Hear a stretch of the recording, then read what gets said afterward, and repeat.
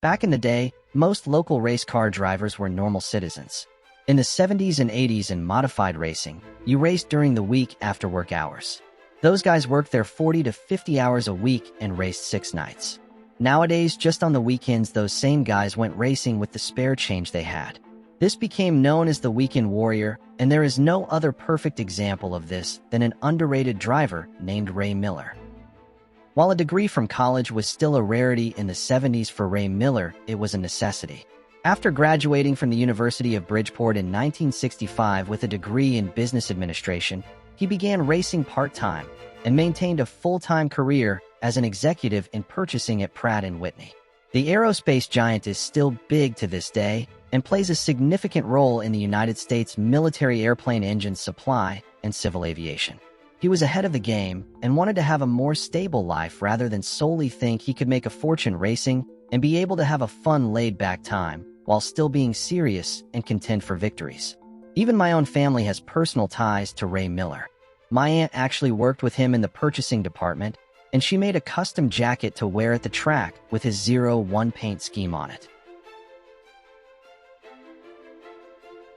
Like most local short track racers, the racing bug bites them at an early age, and it never goes away. For Ray, he grew up in a racing family where his father was a part owner of the Littell Miller Offie Midget during the 1940s. However, his father sold the midget in 1951 after his driver passed away, and Ray would attend races as a fan in the stands like all of us all over the area at tracks like Riverside Park. Living around racing and traveling to all the race tracks didn't just scratch the itch, he wanted to be in the show.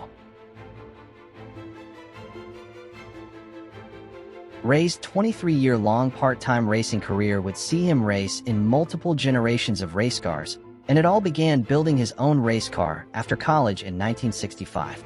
He said it was a struggle to get good deals on race car parts, and that his college degree didn't help him with it either, but would eventually go racing at the Plainville Stadium and soon after at the Riverside Park Speedway.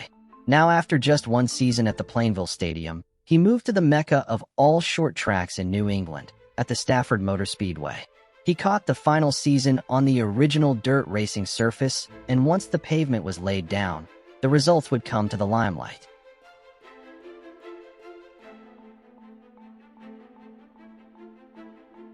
At this time, Miller would be racing for car owners Bill Myers and Guy Sweatland. During the 1969 season at the now asphalt Stafford Speedway, and only 4 years into his career, he won his first modified feature event, driving a fuel-injected Mustang-bodied modified. Stafford would become his adopted home racetrack throughout his racing career and would become a threat every night he was able to compete with the heavyweights like Richie Evans and Jeff Bodine.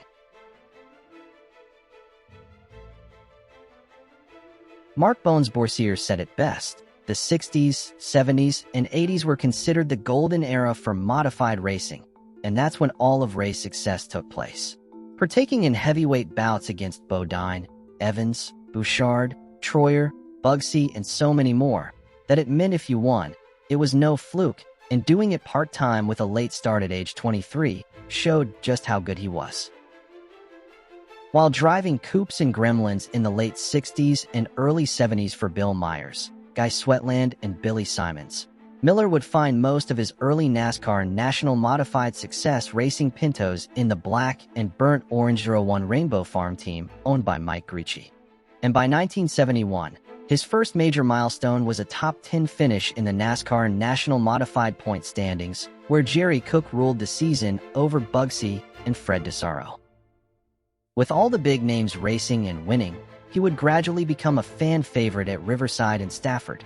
Miller was able to capture wins in Riverside and was able to get better equipment underneath him to keep him up front with the more advanced teams running for national points. When he was able to get a Hutter racing engine in his modified, everyone noticed him as his results improved. Ray mentioned that everyone thought as a driver he improved, but it was mainly due to him having better tools in the tool chest to play with to get him closer to superstar status.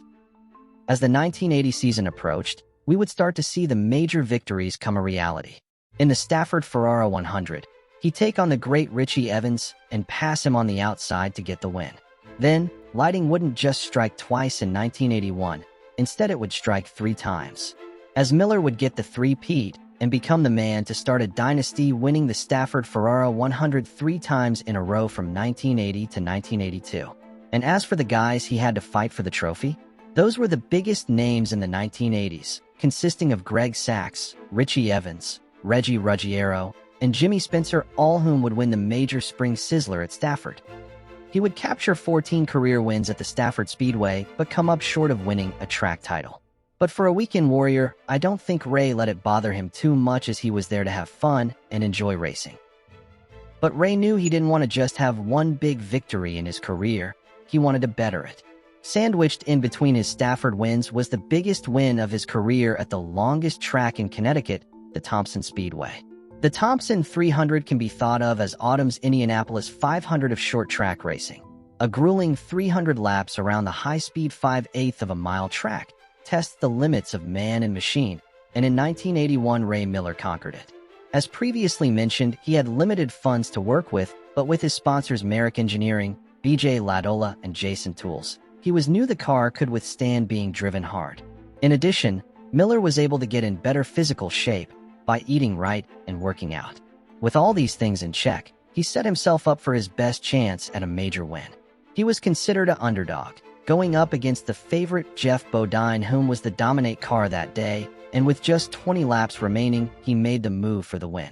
To top it off, he won a cool $10,000 as the winner and was one of the largest payouts for a modified race during that era. Ray's final major victory was at the third and final track in Connecticut, the Waterford Speed Bowl. In 1985, NASCAR united the modified division and created the NASCAR Modified Tour, which included the Speed Bowl on the season's calendar of events. In its second event at Waterford, Miller shined for his other car owner Billy Simon's number 9 race car. Now well into the Cavalier body style era of modified racing, Ray was starting to reduce his schedule due to his job at Pratt & Whitney, but would get his first and only NASCAR modified race victory at the Waterford Speed Bowl. While his racing career ended, his son Jay Miller was able to carry on his family's racing legacy in modifieds, but sadly passed away in 2008. Years later, Ray, at 71 years old, still had the racing bug in him, and in 2013 would field a USAC wingless dirt midget in the Extreme Dirt Midget Association at Bear Ridge Speedway in Vermont and win. Miller talked about how he raced a 10-lap exhibition race, and by lap 3 he wanted out because of how out of shape he was, and he needed to get back into shape if he wanted to compete. He said, "I was at 217 pounds and knew I had to get down to 175. There was lots of walking, weightlifting, and dieting. I do my beer and ice cream in February when I go see Bugsy Stevens and Georgie Summers in Daytona, but that's it." Once he got his weight in check, he was ready to race and wound up in victory lane. Today, Ray Miller is in the New England Auto Racers Hall of Fame and named one of Stafford Motor Speedway's top 50 drivers in history. He was a working man who loved racing and participated when he could and always made sure to enjoy it when he did it. Thank you for watching. So long from the Speedway.